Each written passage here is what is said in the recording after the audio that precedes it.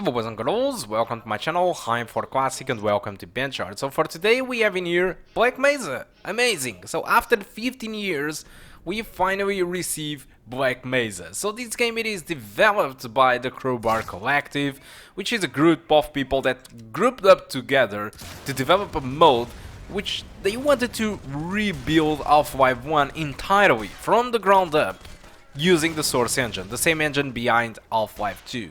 And a lot of people have been waiting for this since the first teaser, which was pretty much almost 10 years ago. So they took 15 years to develop this, and finally it is official. This is the final version of the game, and it is available right now, and it is possibly the best game, or the best way that you can experience Half-Life 1. So amazing stuff. I'm very happy with this, despite there are some issues with Black Mesa, unfortunately, and it is on the regard of performance. Source engine wasn't really a demanding engine, but on this game, actually, there are some levels that are really demanding, and there are other weird issues. For example, let's start with the settings. So first, I'm playing the game at 1080p. I'm using median settings, so this is astonishing because this is usually never happens. And I'm using true linear filter right now because this is a default for the median settings. And for some reason, the anisotropic filtering on this game with this graphic card, it is really demanding. So setting to 16, what I got was a 62, 67 frames per second. But if I roll it back to true linear, I earn around more than 10 frames per second. These don't happen in any other game than Black Mesa. All the games on the world, when you push from true linear or from anisotropic 2 to 16, you kind of lose just 1 or 2 frames. This is the last demanding setting available in a game, and for some reason in the Black Mesa it is quite demanding.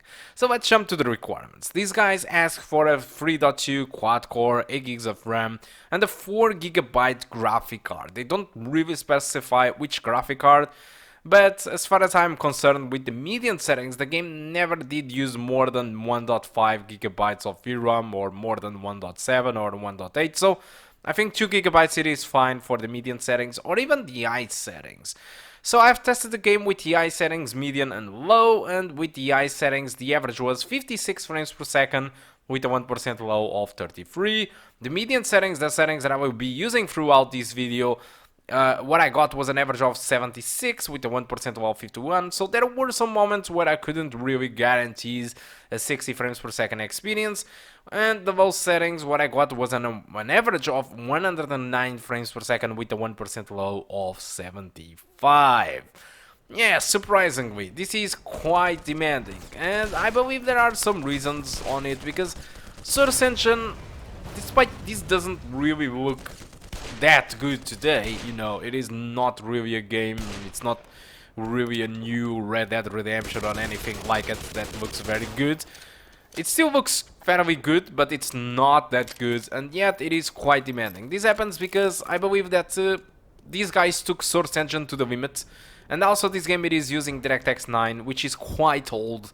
So there are a lot of technologies in here that probably it is pushing a little bit more than what Source Engine and DirectX 9 could really afford it to do it decently without penalizing a lot of performance. So it's a little bit weird. For example, God Rays on this game costs you around 10 frames per second, when usually in any other game the old God Rays, the ones that are only screen space, only cost you like 1 or 2 frames. So everything in this game, every simple effect can cost you a lot of frames, when in any other game it isn't really that demanding, alright?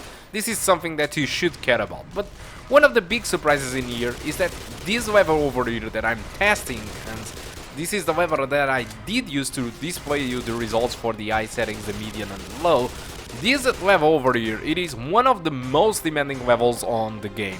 Also the Chen levels, which are the levels where you are going to spend time in an alien planet or something like that, those levels are equally demanding to this level. But the rest of the majority of the game, what you can expect, it is a much more smoother gameplay. And when I say much more smoother, I'm saying that, for example, in here I'm getting 60 to 7 frames per second and sometimes even 50 in any other level or any other sequences. What you will get, it is 100 frames per second or sometimes even more than that. So this level specifically, this one that I did test, it is the worst case scenario which you can get on Black Mesa. And the same goes for Chen levels. Chen levels are quite demanding as well, but all the rest of the game, it is really smooth. You will get pretty much a double of the frames without any issues. But yeah, Chen levels on this one are quite demanding, and that's why I decided to choose it to benchmark, since I think it is important for you to see or to know what is the worst that you can pick up on this game regarding performance, than, you know, comparing just the lightweight levels. Alright, so that's it. So what about Black Mesa? Black Mesa, it is a remake, a reimagination of Half-Life 1, like if it was released today using Source Engine. So everything, it was rebuilt from the ground up completely, but being very faithful to the old game. So every stuff that you have done on the first game, released in the 1999 or 1998, I don't really remember, it was so much time ago, these guys rebuilt to be very faithful, but bringing up the gameplay, the awesome gameplay of Half-Life 2, which I think it is clearly amazing. And this is something that I do understand why they want to do this, because, for example, if you go to a teenager from nowadays, probably you are one of them that I'm talking in here. So, for example, if you are going to play Half-Life 1 right now, the original from the 1999 or 1998, possibly you are not going to enjoy the game because of its graphics and its technology. It's quite old, it's from the time of CS 1.6, so I think that most of the people won't really want to play that game. I know that some older folks don't have an issue with that, and I do understand that. I completed Tomb Raider 1 like last year or 2 years ago, and I haven't had an issue with that, but some people can't really, you know, go over those old graphics and old technology from Half-Life 1.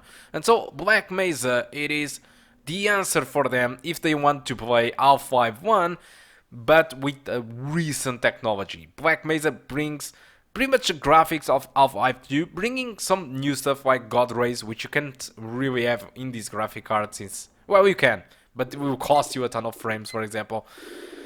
You have the game with dynamic shadows and all the technology from Half-Life 2, the physics. Even some puzzles were kind of rewritten to be more in line with what Half-Life 2 gameplay had.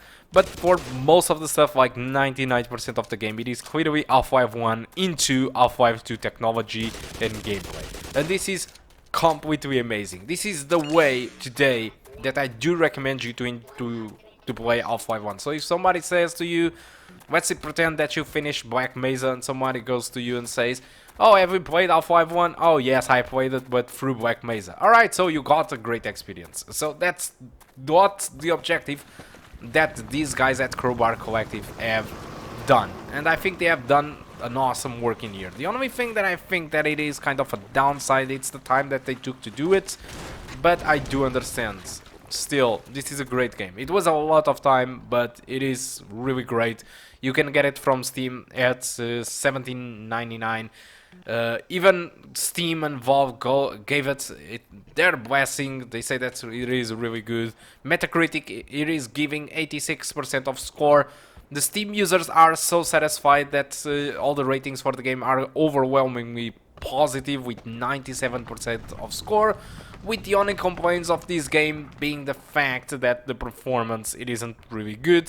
And in that aspect I have to agree, the game, it is quite demanding, but I do understand why this is happening. Alright, they just are pushing a lot than what this engine can do and DirectX 9 can do. This is different than Dota 2, which uses Source Engine 2.0, which have DirectX 11 ambient occlusion. It is a new engine from Valve, and it is more prepared for more complex situations. And, well, Black Mesa, it isn't really ready for new technologies that these guys kind of poured into this game. Alright, so guys, that's all. Hope you keep enjoying the rest of the video, and I do hope to see you soon. Goodbye.